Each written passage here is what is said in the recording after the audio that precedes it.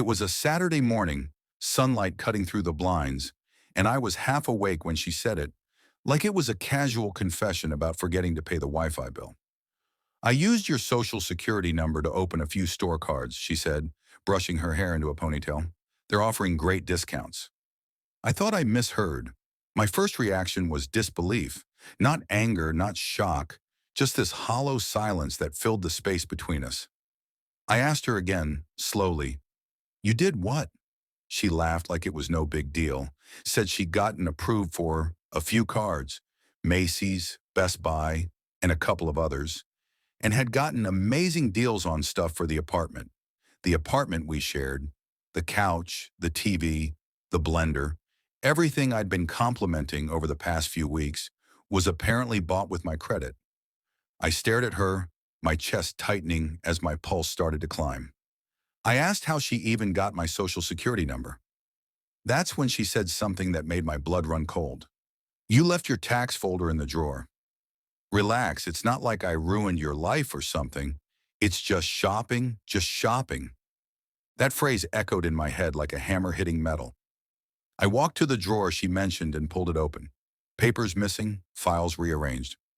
I flipped through the envelopes until I realized she'd taken more than just my SSN. My ID copy, a few old pay stubs, even my credit card pre-approval letters, gone. She looked at me from the couch, chewing her lip like she was waiting for me to scold her, not realizing the magnitude of what she'd done. I sat down opposite her, my voice calm, too calm. "How much are we talking about?" She hesitated, then said, "Maybe like a few thousand?"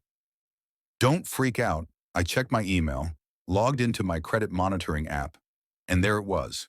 Over $23,000 in new balances across 6 accounts, all under my name.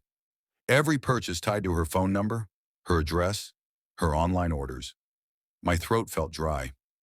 I looked up, smiled faintly and said, "Smart shopping." That's all I said.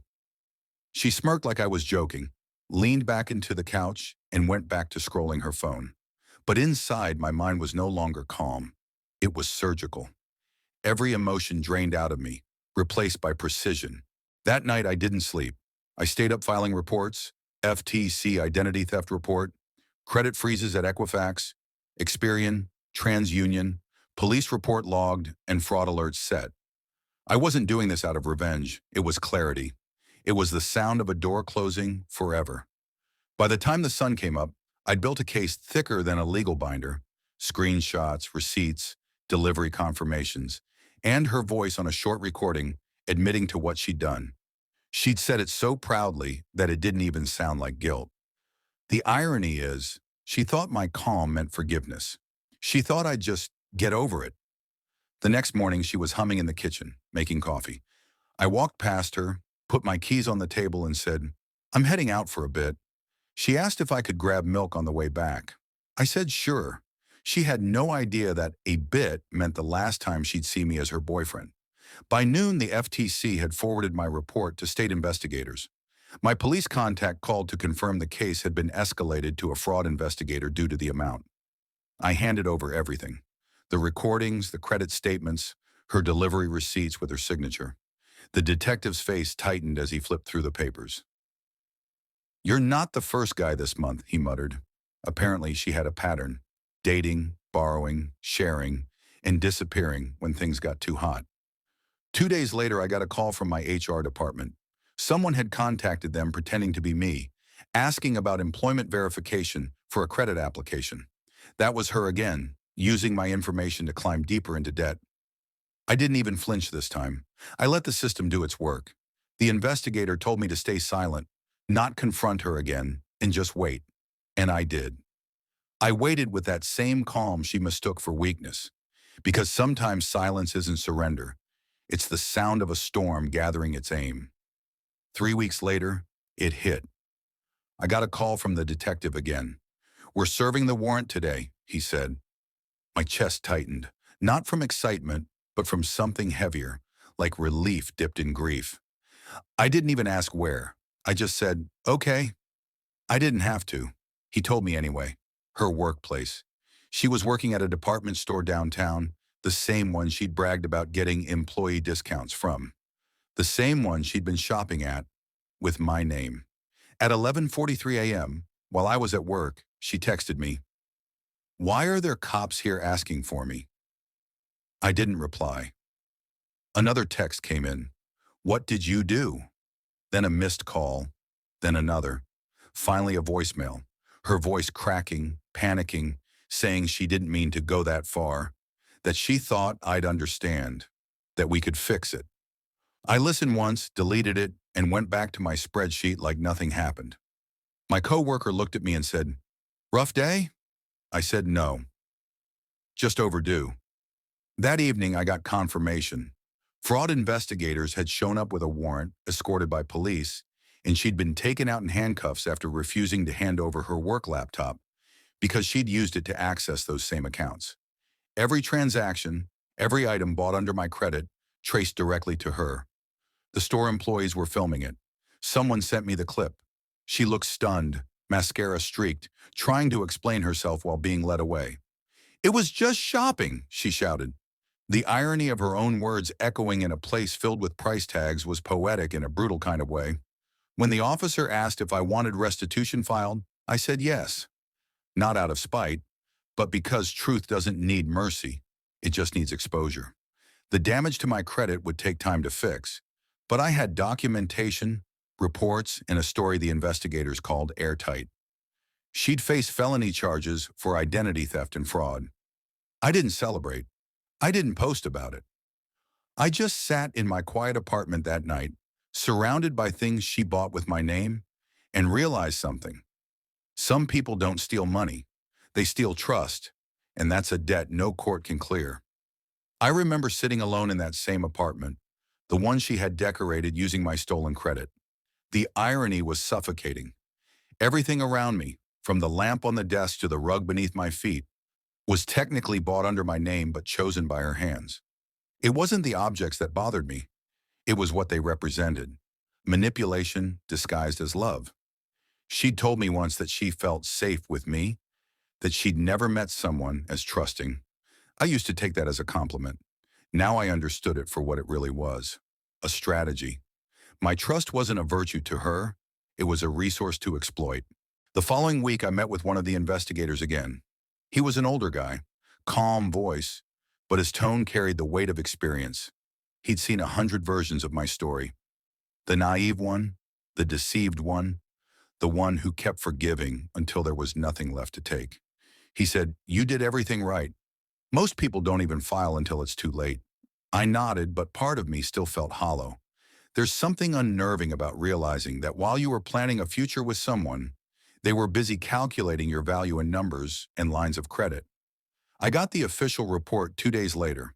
The debt was cleared under identity theft protection, pending final confirmation. The accounts she opened were frozen, and her name had now become the subject of a joint investigation between state authorities and the FTC. When I read the line that said, "Suspect admitted to unauthorized use of victim's personal information," I exhaled for the first time in weeks. She'd confessed. And that was it. No grand apology, no confrontation, just paperwork and truth. But the emotional part didn't vanish with the fraud alerts. It lingered. It stayed in small things like when I'd second-guess opening my mailbox, or when an unknown number called and I hesitated to answer, wondering what else she might have tried before getting caught. One night I got a message from a mutual friend. She'd been fired, charged, and released on bail. Apparently she was telling people I overreacted, that I ruined her life over a few cards. I didn't respond. I didn't need to. The truth was louder than her excuses. Actions have a way of echoing long after the noise of justification fades. She wasn't crying over guilt. She was crying over getting caught. And maybe that's the part that cut deepest, because I realized she'd never actually loved me. She loved the access I gave her. In the days that followed, I started clearing the apartment piece by piece, not out of anger, but because I wanted to reclaim the space.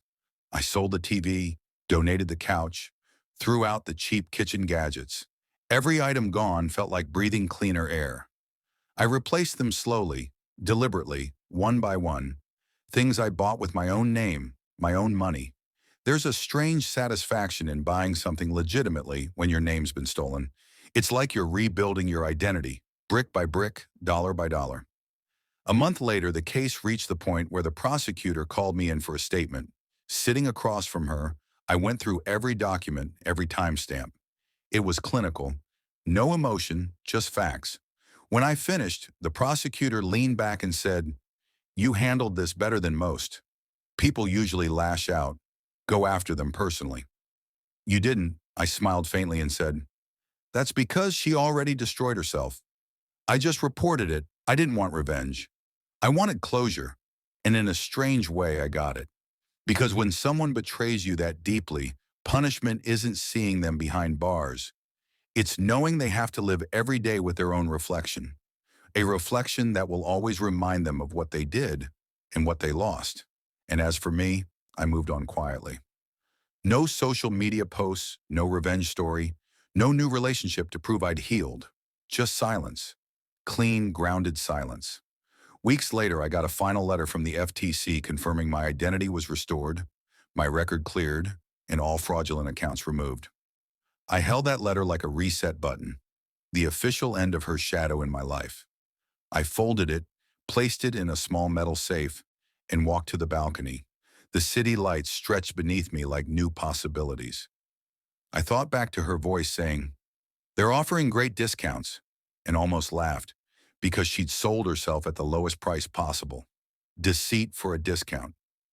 That night before sleeping, I looked around my apartment. It was empty again, but not in a sad way, more like a blank canvas. Every corner that once reminded me of her now just reminded me of how far I'd come. I didn't hate her anymore. I didn't even think of her much. She'd written her own ending, and I'd simply turned the page. But one thing stayed with me, and maybe it's the real moral of it all. Trust doesn't make you weak. Trust makes you human. It's the misuse of it that reveals who the monster truly is. So when people ask me now, "What did you say when you found out what she did?"